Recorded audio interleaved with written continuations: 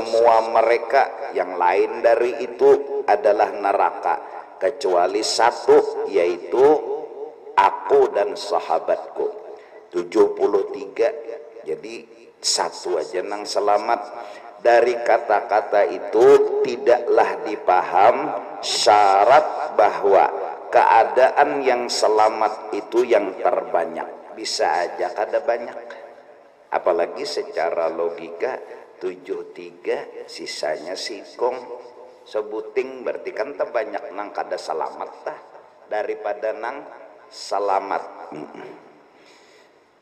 Qala fi akhiril kalam anil hadis sabiq, telah berkata juga di akhir kata-kata dari hadis yang telah lalu, yakunu fi akhiriz zaman dajjaluna, akan datang masanya di akhir zaman banyak yang disebut dajjal. Jadi ulama-ulama dajjal, yang kemudian Syed Usman Betawi mengarang akan kitab yang membahas tanda-tanda ulama yang baik dan tanda-tanda ulama yang jahat. Ada ulama yang baik, ada ulama yang jahat. Dajjal itu maknanya al-muzawwirun, al-mulabbisun, yaitu menipu dan menyamar-nyamarakan hukum. Summiya dajjalan litamwihihi 'alan nasi wa talbisihi al-batila bima yushbihul haqqa. Dinamakan dajjal karena menipu kepada manusia dan menyamar-nyamarkan yang salah itu, disamar-samarkan, dikira orang bujur. Nah, itu lalu bahasa Arabnya dajjal, penipu. Qalu dajjala, kalau bahasa kamus dajjala fi'il madi fa'ala, tafsir dan maknanya idza mawwaha wa labbasa, menipu dan membunguli. Kemudian lagi yaqulu sayakunu jama'atun yaqulu lan linnasi nahnu ulama wa masyayikh, akan datang masanya sekelompok daripada orang, mereka mengaku ulama, mereka mengaku guru-guru besar, menyampaikan ceramah-ceramah agama, lelakian dan babinian. Nad'ukum ilad din, mereka mengaku-ngaku mengajak orang kepada agama dan kebenaran. Wahum kadzibun, mereka sebenarnya berdusta. Fi dzalik, pada pengakuan-pengakuan mereka. Wa yuhadditsuna bil ahaditsil kadzibah, mereka menafsirkan hadis-hadis Nabi dengan hadis-hadis yang salah, tafsir yang salah, pahaman yang salah. Wa yabtadi'una ahkaman batilah, dan mereka melakukan sesuatu yang beda dengan Rasul dan sahabat, yaitu disebut dengan bid'ah yang dhalalah. Wa'tiqadatin fasidatan, dan mereka pun beriktikad tentang Tuhan salah dan tidak benar. Wa iyyakum wa iyyahum ay ihzaruhum, maka dari karena itu jauhilah, tinggalkanlah mereka. Qala fil kalam ala hadzal haditsil akhir, maka berkatalah ulama pada membahas hadis yang akhir tadi, yaitu la ya'tiyanna ala ummati kama ata ala bani Israil, akan datang atas umatku sebagaimana yang terjadi dengan Bani Israel. Manasuh fa in qulta, maka dalam pembahasan hadis ini ada pertanyaan, ma wuthuquka ala annaka ala siratil mustaqim, apa pegangan engkau bahwa engkau itu adalah termasuk kelompok yang selamat? Bujur juga kan 73. kita ngaku nang sebuting kekuatan mengaku itu apa? Baik.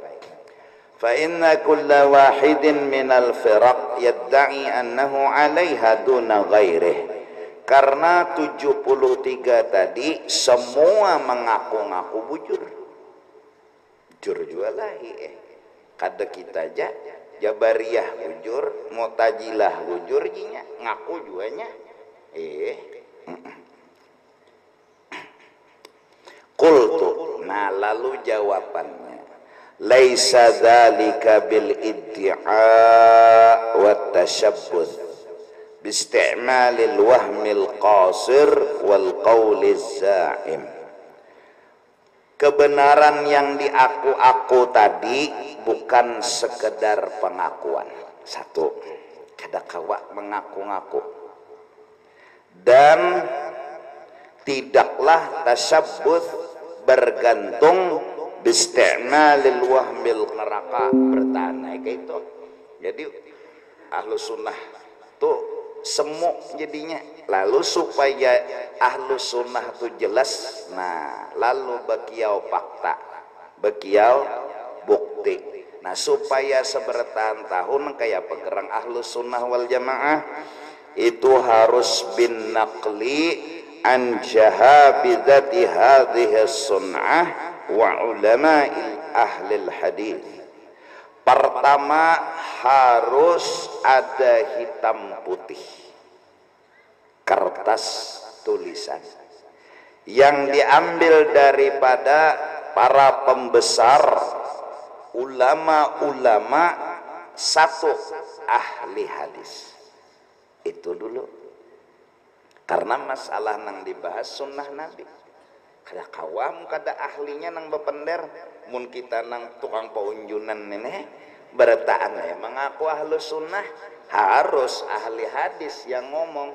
Nah satu, alladzina jama'u sihahal ahadits bi umuri Rasulillah sallallahu alaihi wa alihi wasallam wa ahwalihi wa af'alihi wa harakatihi wa sakanatihi, yang mereka mengumpul hadis-hadis sahih tentang pekerjaan yang dilakukan Rasul, hal ehwal yang dikerjakan Rasul, gerak diamnya Rasul, semua mereka cari. Tapi bahitam putih, kada jar habar, kada, harus ada hitam putihnya. Itu jalan dan bujur. Ya Allah, kita bahari itu nah bejual tanah abah nih lawan ding sanak sidin. Ya Allah, jual jarnang kakak lawan nikam dingai tanah, cuma aku 4 guring di rumah sini dulu minta rela bakat nang ading julung duit, nang kakak menjual. Lawas kelawasan mati berdua. Entahlah nang anak masing-masing ini behual. Nah ini kadada hitam putih nih. Nih nang kadada hitam putih. Lalu behual semenyaan jar kadada nyata, kadada fakta. Jar tuh bang. Jar anak nang kakak ini tanah abah, ini rumah abah. Ujar anak nang ading ini abah semalam bekesah jar. Nah ya Allah, ya bahwa sidin menukari ampun paman semenyaan jar apa hasil bahwal iya. Nah justru karena itu Al-Quran telah melajari fal yaktub katibun, betulis. Nah lalu apabila ada hitam putihnya ya Allah, misalnya waktu kakak menjual ya kah, ditulis bahwa rumah ini dijual kepada saudaraku yaitu adingku yang bengaran ini bin ini dengan ukuran tanah seini, letaknya di sini ya kala, alamatnya nih samping kanan samping kiri samping apa muka di atasnya pulang mintu ya Allah macam-macamnya pokoknya supaya lengkap jelas dan nyata bahwa tanggal sekian bulan sekian tahun sekian telah dijual dan sudah lunas misalnya. Nah itu tuh aasako aasaku tuh jadi jersiko aasaku lain nah bakalah ya lagi. Dan mereka dengan hitam putih itulah pegangan yang menyatakan oh ini benar. Kenapa ada hitam putihnya? Nah ini jawaban tadi, bagaimana seseorang itu bisa berpegang dan yakin bahwa yang dipegangnya itu bujur. Jawabannya semua bukan dengan pengakuan, semua bukan dengan jar-jar habar. Jawabannya semua harus bin naqli, ada hitam putihnya. Pemerintah gitu harus cari arsip ya Allah. Nah, ada kawamun jar-jar. Nah ini salahnya kita bahari itu kadabat hitam putih lalu bahwalai ya nang langgar tabungkar. Gara-gara kadada hitam putih. Nah, saat mulai gejolak agama sudah mulai timbul, hadis sudah ada yang dipalsukan, keluarlah ulama hadis. Zaman Nabi kadada hadis sahih, doib, hasan, mau kadada. Itu terjadi setelah Rasulullah. Tajwid bang, kadada juga kitabnya asalnya zaman Nabi. Cuma kenapa dibukuakan supaya nang di belakang ini jangan tersalah. Karena ini perlu hitam putih. Lalu di belakang nih tahu tajwid, tahu hadis sahih, tahu hadis dhaif, lalu pulang pahaman-pahaman hadis itu bang dikarangakan pulang oleh ulama. Kenapa? Karena banyak pemahaman nang sasar, nang menyesatkan.